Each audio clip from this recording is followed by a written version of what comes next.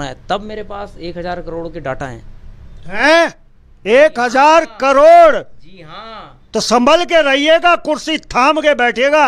ये पहली बार हम मेरे जीवन में भी कोई क्लास 1 अफसर सामने बैठ के कह रहा है 1000 करोड़। मुख्यमंत्री Pushkar Singh Dhami ji, LIU, vigilance, DGP Ashok Kumar ji, गौर से सुनिएगा जो बातें आज यहां से निकलने वाले। 1000 करोड़ का क्या मामला है? जल जीवन मिशन में घोटाला हुआ है। नमस्कार, मैं राजेश पोलखोल बहुगुणा और आप देख रहे हैं पर्वतवाणी लाइव। आज से ठीक 5 दिन पूर्व हमने आपको एक खबर दिखाई थी मथुरों वाला मजार से, और वो खबर थी विशाल कुमार जी की जो अपना धर्म परिवर्तन के लिए पहुंचे थे। उसके बाद आज फिर हमारी इनसे मुलाकात हुई है और इस बीच में क्या कुछ रहा है उस पर हम बातचीत करेंगे और आखिर ये नौबत आई क्यों है। तो सबसे पहले विशाल कुमार जी, समय देने के लिए बहुत बहुत धन्यवाद आपका। धन्यवाद धन्यवाद बहुगुणा जी। विशाल कुमार जी के बारे में मैं बताऊं, ये आदिशासी अभियंता हैं, क्लास 1 के ऑफिसर हैं, लेकिन इनके विभाग के लोग कहते हैं कि ये साइको हैं। लोग कहते हैं इनकी मानसिक स्थिति ठीक नहीं है। अब इन्हीं से जानेंगे, क्लास 1 ऑफिसर हैं, आदिशासी अभियंता हैं। विशाल कुमार जी, ये कैसे हो रहा है? लोग ये कह रहे हैं आप साइको हैं, आपकी मानसिक स्थिति ठीक नहीं है। अगर मैं एक सिंपल मुहावरे में इसका जवाब दूं तो आप मानेंगे? कोशिश करते हैं, मानना तो उन्हें पड़ेगा जो आरोप लगा रहे हैं, हम तो दर्पण हैं। हाथी चलता रहता है, कुत्ते भौंकते रहते हैं, बस इतना ही काफी है। तो ऐसा तो नहीं है कि ये कोई साजिश है आपके खिलाफ?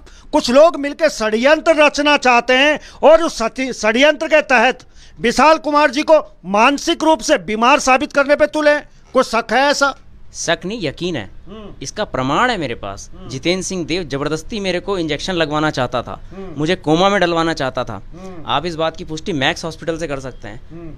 मेरा इलाज चल रहा था, डिप्रेशन का इलाज मेरा डॉक्टर शोभित गर्ग से चल रहा था। मैंने 2 बार सुसाइड अटेम्प्ट किया है, बचा हूं मैं उस सुसाइड अटेम्प्ट से, मृत्यु के नज़दीक जाके लौटा हूं मैं। तब मुझे एहसास हुआ कि मेरा ये पुनर्जन्म जो है ना, ये नॉर्मल नहीं है, ये बहुत करना है। तब मेरे पास 1000 करोड़ के डाटा हैं। 1000 करोड़? जी हाँ। तो संभल के रहिएगा, कुर्सी थाम के बैठिएगा। ये पहली बार हम मेरे जीवन में भी कोई क्लास 1 अफसर सामने बैठ के कह रहा है 1000 करोड़। मुख्यमंत्री Pushkar Singh Dhami ji, LIU, vigilance, DGP Ashok Kumar ji, गौर से सुनिएगा जो बातें आज यहां से निकलने वाले। 1000 करोड़ का क्या मामला है? जल जीवन मिशन में घोटाला हुआ है। अच्छा। माननीय मोदी जी का ड्रीम प्रोजेक्ट है और उस ड्रीम प्रोजेक्ट को मैं अपने ड्रीम की तरह काम कर रहा था। मुझे काम नहीं करने दिएगा, कोटद्वार से मुझे प्रशासनिक आधार पर मेरा स्थानांतरण करके हेड ऑफिस किया गया, जबकि अगले दिन मेरे बच्चे की एम्स नई दिल्ली में न्यूरो सर्जरी थी। 6 तारीख की रात अर्थात 7 तारीख की सुबह थी, रात 2:30 बजे मैंने उस बच्चे को अपने एडमिट किया है। कोई मेरे उस दर्द को समझेगा? एक बाप के दर्द को समझेगा? कोई है किसी में ये ताकत? मैंने अपने MD को बताई ये बात, चीफ को बताई, सब मुकर गए कि आपने हमें बताया ही नहीं कि आपके बच्चे की न्यूरो सर्जरी हुई है। मैंने हिसाब लगा के दिया, क्लेम किया मैंने कि मुझे 62,430 रुपये चाहिए विभाग से। एक मेरे लेटर को फॉरवर्ड करने का दम नहीं था किसी में। कहा कि आप जाइए एम्स से, आप इसमें साइन करवा के लाइए डॉक्टर के। CNC टावर के 6ठी मंजिल के रूम नंबर 8 डॉक्टर विवेक टंडन का रूम है। उनके रूम में मिस्टर लाल हैं, नॉर्थ ईस्ट के रहने वाले हैं वो। उन्होंने बेचारों ने बहुत ही पोलाइटली वो फाइल रखी मेरी, कहा कि सर आप छोड़ दीजिए, मैं साइन करवा के डॉक्टर साहब के आपको बता दूंगा। लेकिन बेचारे वो भी इतने बिजी रहते हैं कि शायद वो भी नहीं बता पाएंगे। मुझे जाना पड़ेगा एम्स नई दिल्ली, आप चलिए मेरे साथ, आप देख। विशाल कुमार जी, कहीं ना कहीं ये लग रहा है, मैं दर्शकों आपको एक बात और बता दूं, इस उत्तराखंड में बहुत सारे के ब्यूरोक्रेट्स हैं और अधिकारी हैं। आज तक कोई राजेश पोलखोल बहुगुणा के सामने नहीं आया है, ना ही कोई स्टूडियो में अपनी बात रखने के लिए आया है। क्या कारण है? क्या एक साइको आदमी हमारे पास आएगा 1000 करोड़ की बात करने वाला? या तो अंदर खाने कुछ बहुत बड़ा झोलमाल चल रहा है, तभी विशाल कुमार यहां बैठे हुए और ठीक कैमरे के सामने ये बात बड़े बेबाक अंदाज में कह रहे हैं, और सुनने वाले सुन भी रहे हैं। विशाल कुमार जी, इसलिए तो नहीं हो सकता कि आप साइको हैं, आप पागल हैं। मैं पागल ही हूं। हाँ। सच कहने वाला इंसान हमेशा पागल होता है। और आज ही किसी वकील साहब ने मुझसे कहा, सत्य अकेला होता है लेकिन सत्य पराजित कभी नहीं होता। तो आप इस सत्य के पीछे चल क्यों रहे हैं? क्या मिल रहा है आपको? जैसा सब खा रहे हैं आप भी खाइए ना, खाओ और खिलाओ। क्यों क्यों बीच में रोड़े पैदा कर रहे हो लोगों के? ये राज या 22 साल से ऐसे चल रहा है विशाल जी। देखिए, मेरे पिताजी 1960 में देहरादून आ गए थे, ठीक है।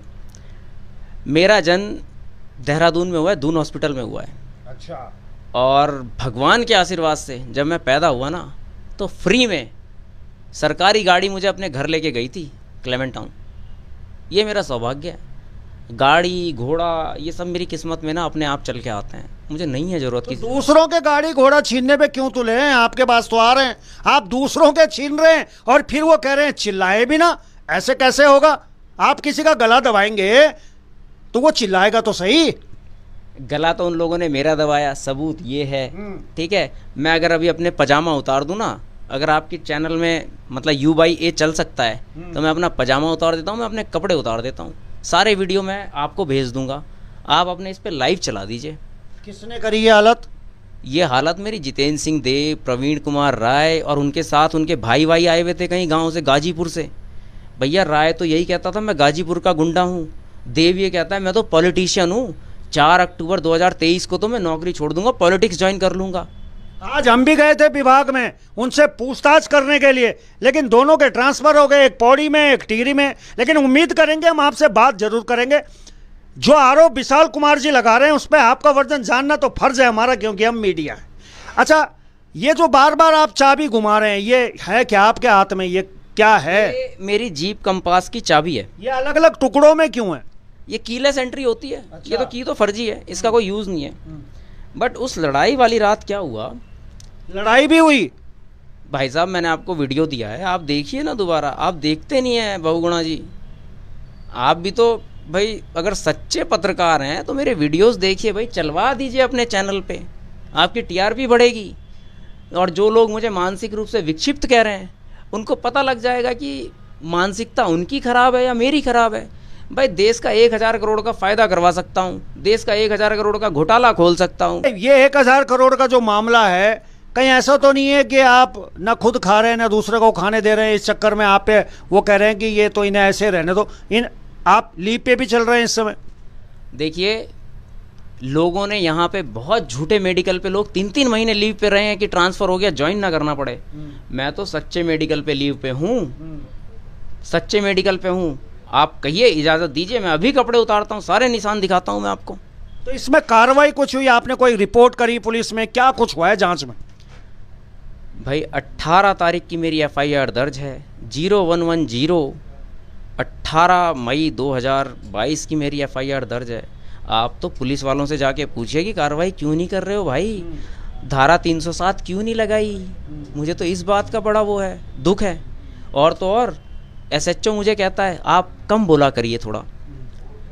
विकसित पवार चौकी इंचार्ज, किस स्केल के आदमी हैं ये लोग?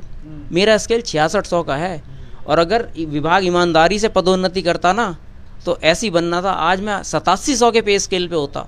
आप पता करिए कि 8700 का स्केल किसका होता है।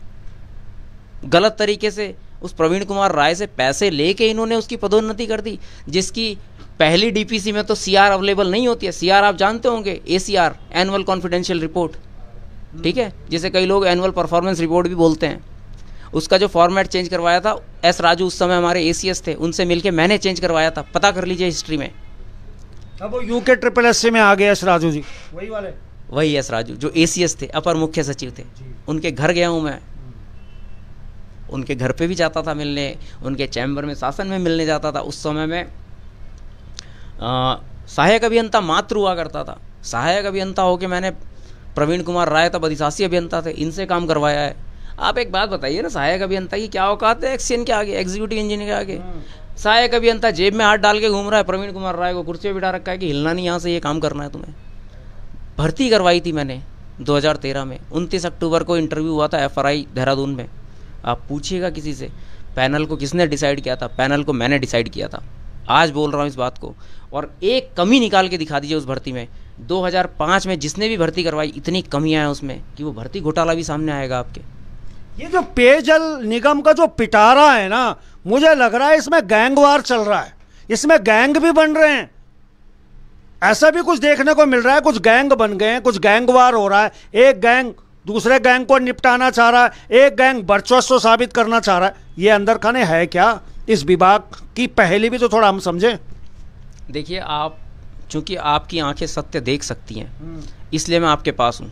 अदरवाइज़ तो मैं एनडीटीवी इंडिया और आपका न्यूज़ नेशन और आपका बीबीसी लंदन, मैं इनसे भी कांटेक्ट में हूँ। आप मेरे मोबाइल के मैसेज चेक कीजिए, व्हाट्सएप के, आप चेक कर सकते हैं। मैं आपको फॉरवर्ड कर सकता हूँ कि किसने मुझे कब मना किया है। अब चूंकि मुख्यमंत्री का भी वही कार्यक्रम था, तो उन लोगों को मुख्यमंत्री को कवर करना था, उन्होंने मुझे तवज्जो नहीं दी। ना दें, मुझे कोई ज़रूरत नहीं है। मैं तो सत्य की राह पे चल रहा हूँ, अकेला चल रहा हूँ। अब आप लोगों का साथ मिला है, देखते हैं सच का साथ कितना विकास। नहीं, हम हमेशा सत्य के साथ चलते हैं। हमें कोई फर्क नहीं पड़ता है कि आप अधिशासी अभियंता हैं या आम आदमी हैं। हम हर उस व्यक्ति की आवाज़ सरकार और शासन प्रशासन तक पहुंचाते हैं जो हमसे उम्मीद लगाए बैठता है। अच्छा, अंत में अपने अधिकारियों को क्या कहना चाहते हैं? अभी बहुत सारी की चीज़ें अंदर खाने भी चल रही हैं, आप भी कई चीज़ों पे काम भी कर रहे हैं, आरटीआई भी आपने लगाई है, बहुत सारे के दस्तावेज भी आपने निकाल रखे हैं, कईयों की जन्म कुंडली भी आपने तैयार कर रखी है। क्या करने वाले हैं? न जीऊंगा न जीने दूंगा, ये इस पद्धति पे चलेंगे क्या? जी नहीं, मेरा ये सिद्धांत नहीं है। जीऊंगा भी और लोगों को जिलाऊंगा भी, मेरा ये सिद्धांत है। मेरे संपर्क में जितने लोग आए हैं ना, आप उनसे पूछिए, मैं लिस्ट दे दूंगा आपको। वो लिस्ट भी मैंने तैयार कर रखी है कि जब आपको मेरी विश्वसनीयता की पुष्टि करना चाहें तो आप उससे कीजिए पुष्टि, मेरे कहने पे मत जाइए। मैं साइको हूँ, मैं पागल हूँ। और लेकिन बस एक सवाल है मेरा, मतलब ये अपने प्रदेश के मुख्यमंत्री से और मुख्य सचिव से है, केवल इन दो लोगों से। अभी मैं माननीय प्रधानमंत्री जी से कोई सवाल नहीं कर रहा कि जब 18 तारीख को मेरी एफआईआर हो गई तो आखिर एनएस राठौर जी पे किसका दबाव था जो उन्होंने कार्रवाई नहीं की? कहीं ऐसा तो नहीं जितेंद्र सिंह देव चंपावत का रहने वाला है और मुख्यमंत्री चंपावत चुनाव लड़ने जा रखे थे? कहीं ऐसा तो नहीं कोई तार जुड़े हुए हैं? आप पता लगाइए बहुगुणा जी, मेरा इतना तो साथ दीजिए। चलिए, ये तारों का खेल भी बड़ा विचित्र है। एक तारे ऊपर चमकते हैं रात में, लेकिन कुछ तार हैं जो एक दूसरे से यहाँ जुड़े रहते हैं। इन तारों के जाल को भी हमें समझना पड़ेगा। चलिए, समय देने के लिए आपको मैं एक बात और कहना चाहता हूँ। मतलब जो लोग मुझे मानसिक रूप से विक्षिप्त या साइको कहते हैं, मैंने जितने धर्मों का अध्ययन कर रखा है ना, आप प्लीज़ आइए मेरे साथ, शास्त्रार्थ कीजिए। आप अपने ज्ञान को लेके आइए, आप मेरे ज्ञान को परखिए, एक चीज़। दूसरा, आप ये क्यों भूल गए कि अगर मेरा मानसिक रूप से संतुलन खराब है, मुझे अगर डिप्रेशन है, मुझे अगर बाइपोलर डिसऑर्डर है, तो जो इंसान अपने बेटे की न्यूरोलॉजी डिपार्टमेंट एम्स में सर्जरी करवा रहा है, क्या वो अपने आप को वहाँ नहीं दिखाएगा? यहाँ के डॉक्टर तो मुझे मारना चाहते थे, बीमार करना चाहते थे, मुझे कोमा में डालना चाहते थे जितेंद्र सिंह देव के कहने पे। रिकॉर्डिंग है मेरे पास, वीडियो है उसका, मैं आपको दिखा सकता हूँ। चलिए, वो वीडियो आप हमें भी दीजिएगा। बिल्कुल, आप लीजिए, अभी के अभी लीजिए, आप मेरे से चलाइएगा उसको आप अपने चैनल पे जी, कि जितेंद्र सिंह देव कितना साजिश करता है। और विभाग में तो मेरे खिलाफ साजिश चली रही है कि इसे पागल करार दो। आप ये बताइए, अब एक बहुत इंपॉर्टेंट बात बता रहा हूँ।